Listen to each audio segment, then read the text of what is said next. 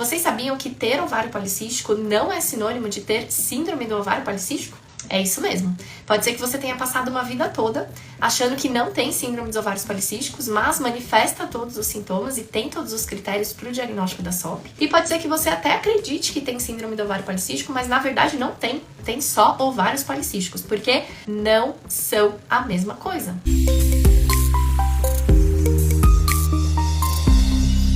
Gente, olha só, primeiro grande conhecimento que vocês têm que ter, e eu acho que é o conhecimento que deveria ser disseminado, né? Todo mundo deveria saber exatamente isso. Por que acontece, como acontece, de que forma acontece, todo mundo deveria ter clareza sobre essa informação. Ovário policístico não é a mesma coisa de síndrome do ovário policístico, tá?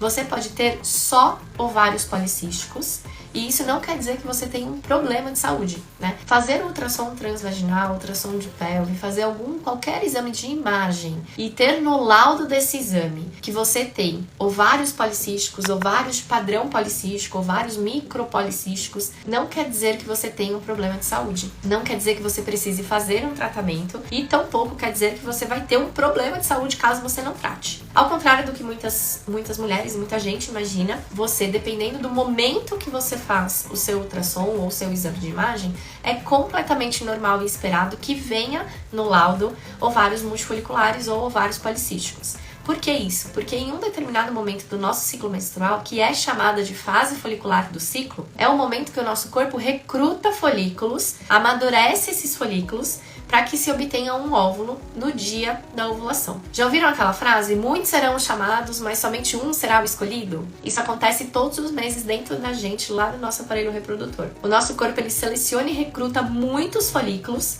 só que somente um desses folículos vai amadurecer o suficiente para dele sair um óvulo que pode ser fecundado e daí então a mulher pode engravidar. Só que dependendo do momento do ciclo, né, dependendo desse momento do ciclo menstrual que você tá, se você fizer um exame de imagem, vai aparecer naquele exame que o seu ovário está multifolicular, ou que você tem ovário policístico, ou que você tem ovário micropolicístico. E tá tudo bem, isso é normal, isso não acarreta nenhum problema de saúde. Se é só ovário policístico mesmo, não pode ter nenhum outro sintoma e nenhuma outra manifestação. Ah, Carol, eu tenho só ovário policístico, mas o meu ciclo é irregular. Não é só ovário policístico. Ah, Carol, eu tenho só ovário policístico, mas poxa, meu cabelo tá caindo muito e eu tô com muita acne.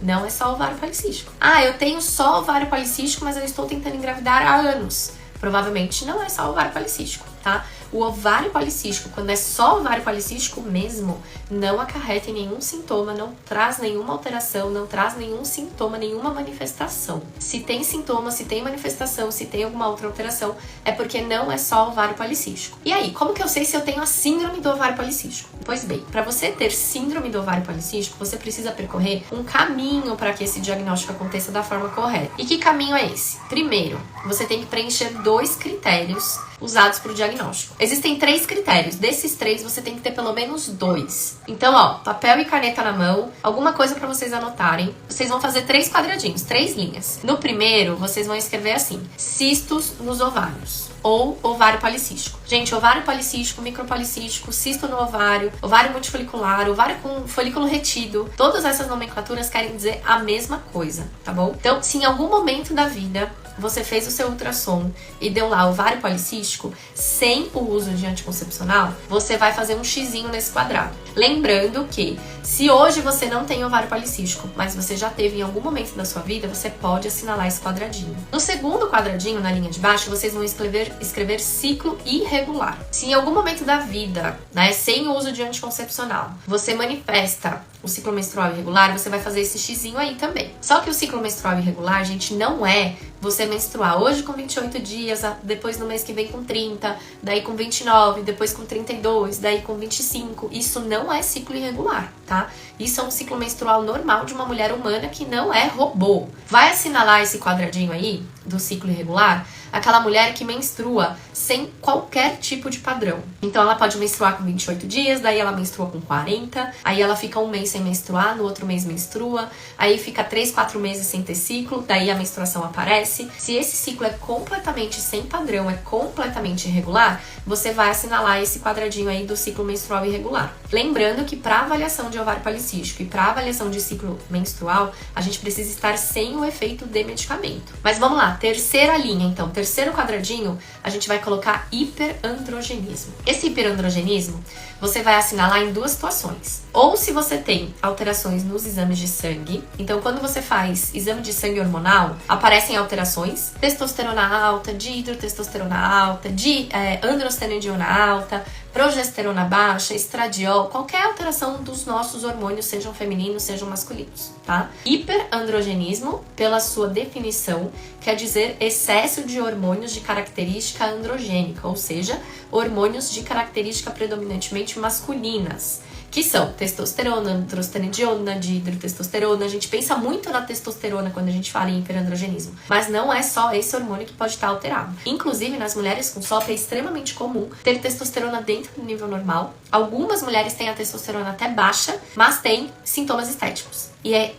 a segunda condição que vai fazer você assinalar esse quadradinho aí. Se você não tem nenhuma alteração nos seus hormônios, quando você faz o exame de sangue tá sempre tudo normal, mas você tem sintomas estéticos do hiperandrogenismo, você também vai assinalar esse quadradinho. Quais são os sintomas estéticos? Principalmente acne, queda de cabelos e excesso de pelos no rosto e no corpo, que é chamado de hirsutismo. Então, se você tem esses sintomas estéticos de hiperandrogenismo, mesmo que no seu exame de sangue não tenha nenhuma alteração hormonal, você vai assinalar esse quadradinho, tá bom? Quantos quadradinhos vocês assinalaram? Primeiro quadradinho, cistos nos ovários. Segundo quadradinho, ciclo menstrual irregular. Terceiro quadradinho, hiperandrogenismo. Gente, quem assinalou só ovário policístico, não tem ciclo irregular, nunca teve, mesmo quando sem uso de anticoncepcional, sem uso de hormônio, o ciclo vem certinho, tá sempre ali todo mês, desce, e também não tem nem sintoma estético, nem hiperandrogenismo, provavelmente é só ovário policístico mesmo. Isso quer dizer que você talvez não tenha nenhum problema de saúde, não precise de um tratamento específico, nem se descabelar. Agora, para quem assinalou 2 ou 3 quadradinhos,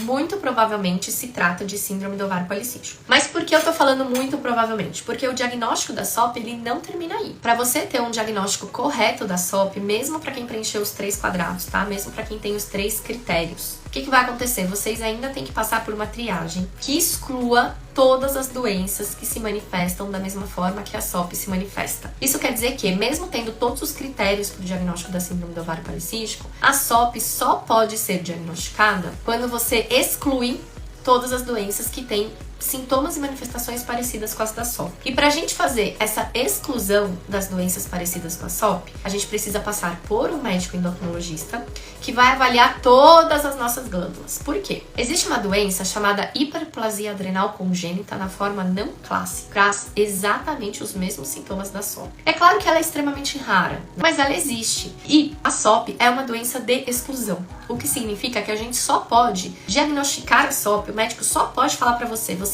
tem síndrome do ovário policístico quando ele se certificou que não é hiperplasia adrenal congênita não clássica e nenhuma outra doença de fundo hormonal. E por que é o médico endocrinologista que deve fazer isso? Porque a hiperplasia adrenal congênita não clássica é uma doença da glândula suprarrenal, uma glândula que fica acima do nosso rim e que também produz hormônios. Ginecologista não deve ter, a alçada para avaliar esta glândula, assim como não é o ideal que ele avalie tireoide, glândula pituitária e outras glândulas produtoras de hormônios que devem ser avaliados no diagnóstico da SOP. Pois bem, excluiu todas as doenças que podem se manifestar igual a SOP se manifesta, não tem nenhuma delas, então você tem SOP. É assim que é feito o diagnóstico da síndrome do ovário policístico.